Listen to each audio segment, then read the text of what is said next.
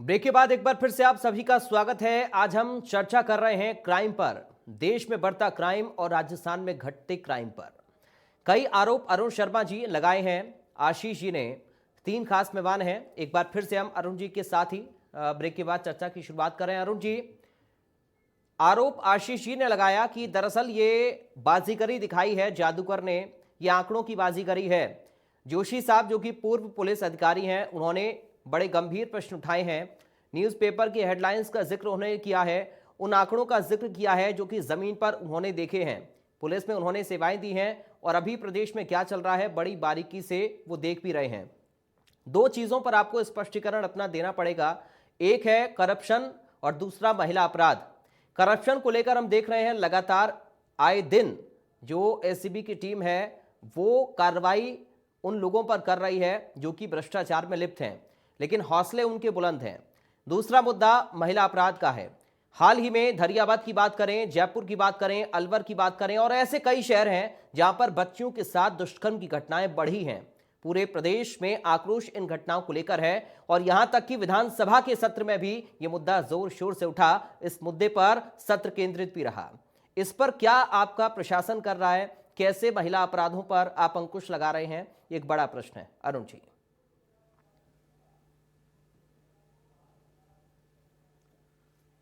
देखिए पराग,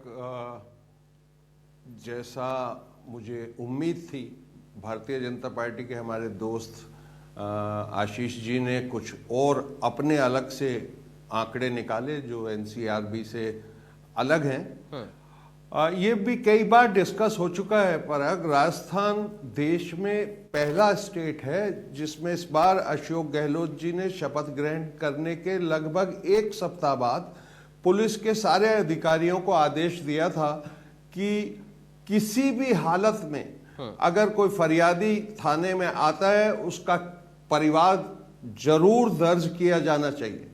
उनको चेताया भी गया था, सर इससे आंकड़े बढ़ जाएंगे। तो उन्होंने कहा इसकी आप परवाह मत कीजिए, पर ऐसा कोई फरियादी लौटे नहीं जिसकी एफआईआर आप नहीं लिखेंगे। तो विद द रिजल्ट आंकड़े बढ़ गए हैं, आसानी से लोग दर्ज कराते हैं अपनी शिकायत। और अगर वो उत्तर प्रदेश से चतुर्वेदी जी कंपेयर कर रहे थे, भगवान न करे हम कभी उस कंपैरिजन में खड़े हों उत्तर प्रदेश के। आप सचमुच सोच सकते हैं क्या उत्तर प्रदेश में कोई भी जाके थाने में रिपोर्ट लिखा दे? उन्नाव की लड़की जिसके एमएलए के साथ जिन्होंने दुष्कर्म का मामला था, उसकी एफआईआर में कितने पापड़ बेलने पड़े।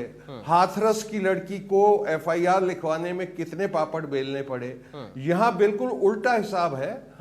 पिछले 5 सालों में, हमारी सरकार से पहले 5 सालों में पराग जी 33% केसेस में महिलाओं को कोर्ट में जाकर आदेश लेना पड़ता था एफआईआर लिखवाने के लिए।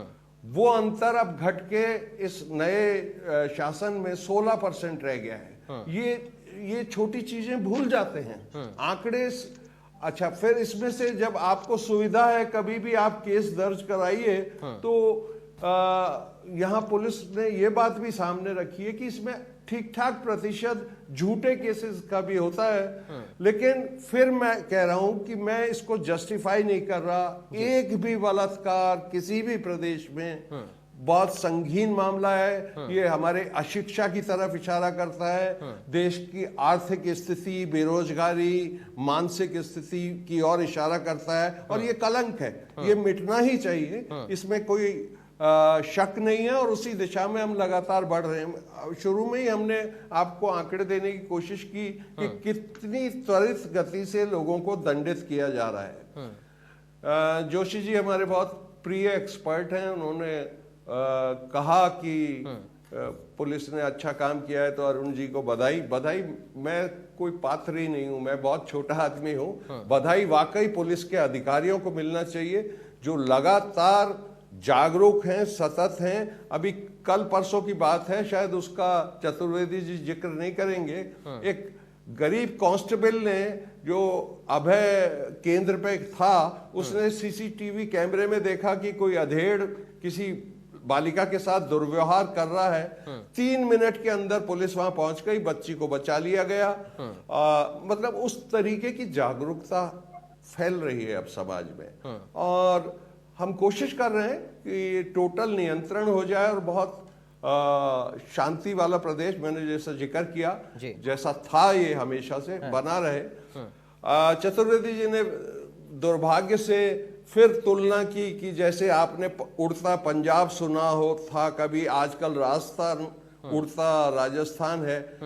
ये शर्मनाक है इस तरीके की बात करना, ये ध्यान ही नहीं दे रहे हैं। मैं कह रहा हूं गुजरात में पिछले 1.5 साल में, अगर मैं झूठा हूं तो आप साबित कर दीजिए, पिछले 1.5 साल में 50,000 करोड़ रुपए की हेरोइन जामनगर और वो अडानी जी का जो पोर्ट है वहां, ये 5-6 जगह मिल चुकी है। ठीक है, उसके बारे में कंप्लीट शांति है, कोई जिक्र भी नहीं सुन रहे हैं आप। ठीक है। और ये राजस्थान को उड़ता राजस्थान बता रहे हैं, जबकि जोशी जी तकसीद करेंगे कि उसका अभियान भी अलग से चला हुआ है हमारे यहाँ, ये स्मैक पकड़े जाने का, और उसका रोज गिरफ्तारियां होती हैं। तो देखिए, आरोप लगाना आसान है, कोई सकारात्मक बात करना ठीक है, थोड़ा मुश्किल है आजकल के राजनीतिक माहौल में। लेकिन हम पूरे प्रयासरत हैं कि सबको साथ लेके चलेंगे और चाहेंगे कि ये प्रदेश जैसा आइडियली पहले था, कुछ साल पहले तक जोशी जी ने देखा है, सीनियर आदमी है, तो हम उसी दिशा में बढ़ रहे हैं, ईमानदारी से बढ़ रहे हैं। ठीक है। आशीष चतुर्वेदी जी, अरुण जी कह रहे हैं कि पेंडिंग कम हुई है और गिरफ्तारियां बढ़ी हैं। आपके शासन में जो कोर्ट के जरिए केस दर्ज होते थे, थाने में सुनवाई नहीं होती थी, उनमें 16% की कमी आई है।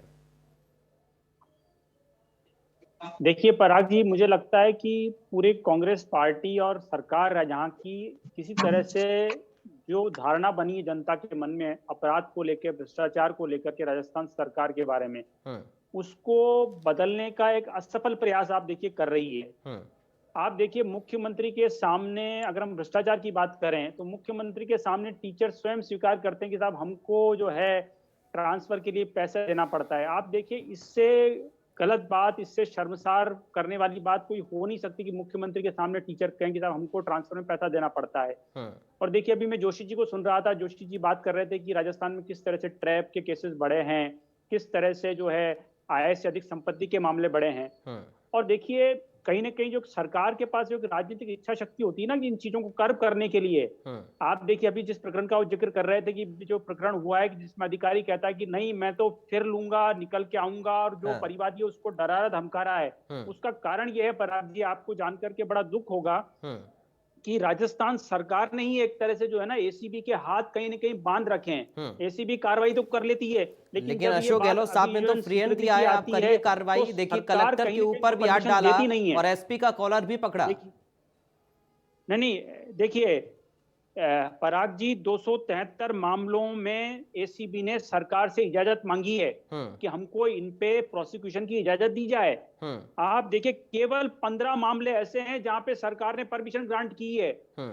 उसके अलावा हो क्या रहा है, देखिए कि जो हम ऐसे देख रहे हैं, ऐसे कई प्रकरण हुए हैं कि जिनको एसीबी ने पहले पकड़ा है, जिन पे जो है प्रक्रिया विचाराधीन चल रही है, आपने उनको वापस प्राइम पोस्टिंग पे लगा दिया है। आपने डिविजनल कमिश्नर बना रखा है किसी अधिकारी को, किसी को आईजी बना रखा है, किसी को वापस रीइंस्टेट कर रहे हैं। तो मुझे लगता है जब आप इस तरह की कार्रवाई करते हैं तो जो अपराधी होते हैं, जो भ्रष्टाचारी लोग होते हैं, उनका तो मनोबल बढ़ा ही रहेगा, और जो ईमानदार लोग होंगे जो एसीबी में जो इस तरह काम करते हैं, उनका निश्चित रूप से मनोबल गिरेगा।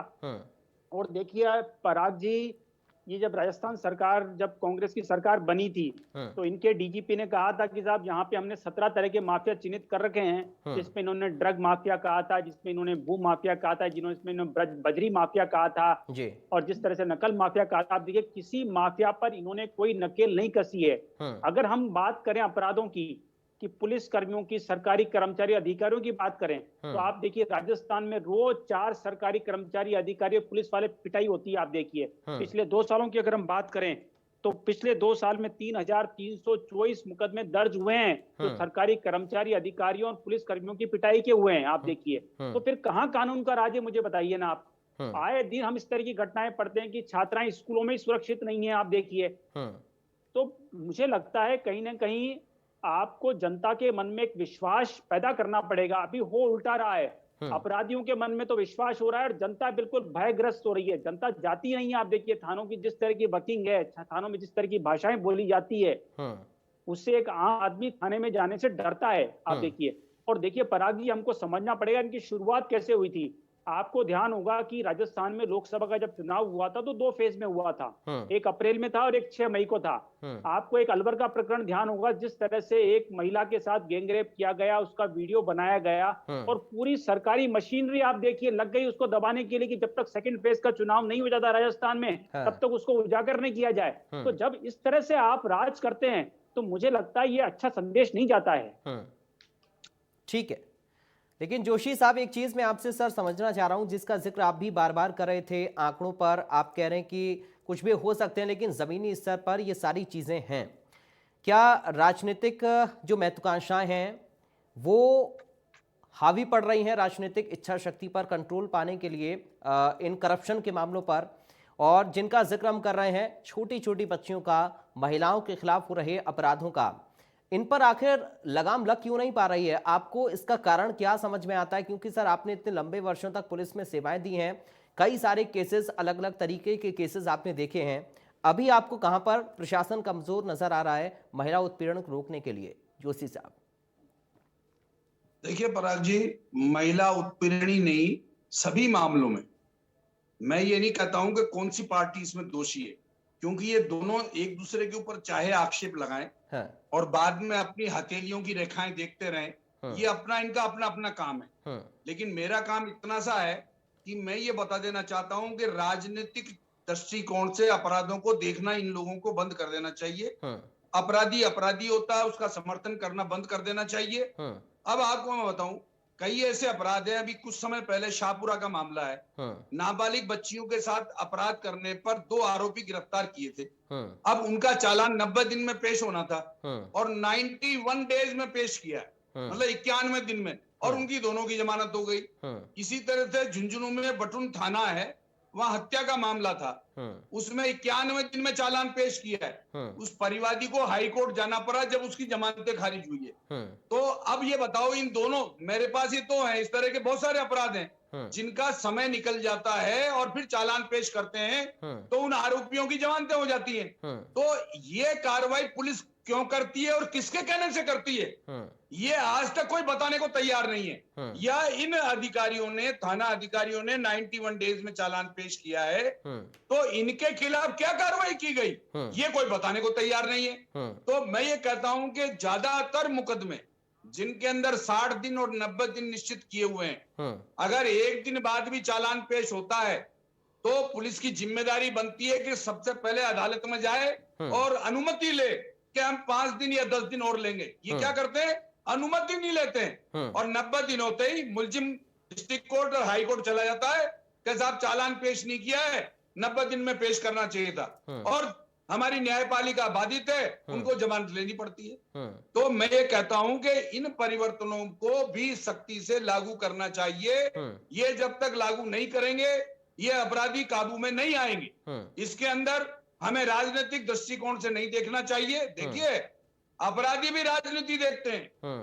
ऐसे अपराधी जो किस पार्टी से जुड़े हुए हैं, किन लोगों से जुड़े हुए हैं और किन अधिकारियों का समर्थन उनको प्राप्त है, ये सब दिख जाता है सामने। किसकी सिफारिश से ये जल्दी छूट जाते हैं, किसकी सिफारिश से जमानत हो जाती है, कौन इनको मदद करता है, ये सब सार्वजनिक रूप में पब्लिक को नजर आता है। इसलिए मेरे कहने का तात्पर्य है कि दोनों पक्षों को, दोनों पार्टियों को ये सोचना चाहिए कि राजनीति नहीं करनी चाहिए। हमारे समय में ये था, हमारे समय में ये है, ये गलत है। उनके समय में भी मैंने वही देखा है जो इस समय में देख रहे हैं, कोई ज्यादा फर्क नहीं है। और अपराधों में कमी होना, ये मैं मानता नहीं हूं कि ग्राउंड लेवल पर अपराध कम हुए हों, ये होना स्वाभाविक नहीं है। व्हाइट कॉलर क्राइम बढ़ गए। आप देखिए, नेट से संबंधित अपराध बढ़ गए, लोगों के बैंकों से पैसे निकल रहे हैं और उनकी जांचें नहीं होती। आप इन अपराधों को देखो तो सही कि पब्लिक कितनी परेशान है।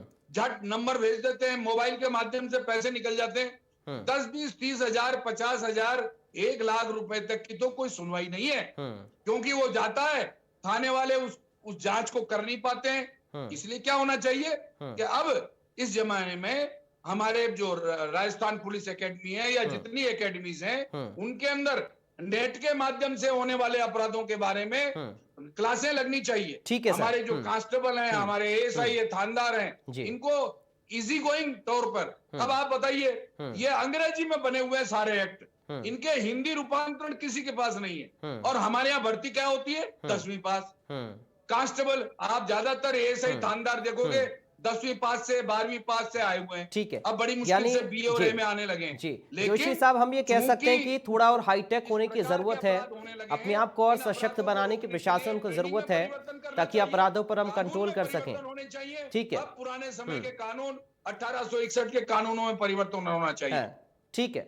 चलिए, शुक्रिया। आज समय इतना ही है। बड़ी बहस में चर्चा के लिए जोगिंदर जोशी साहब, आपका बहुत शुक्रिया अपनी बातों को रखने के लिए। अरुण शर्मा जी और आशीष चतुर्वेदी जी, आपका भी बहुत शुक्रिया।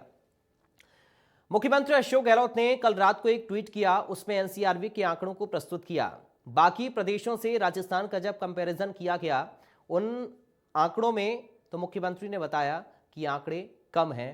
पिछले 2019 के मुकाबले 2020 में अगर देखें, क्राइम का ग्राफ कम हुआ राजस्थान में, बाकी प्रदेशों में बढ़ा, देश में बढ़ा, राजस्थान में कम हुआ।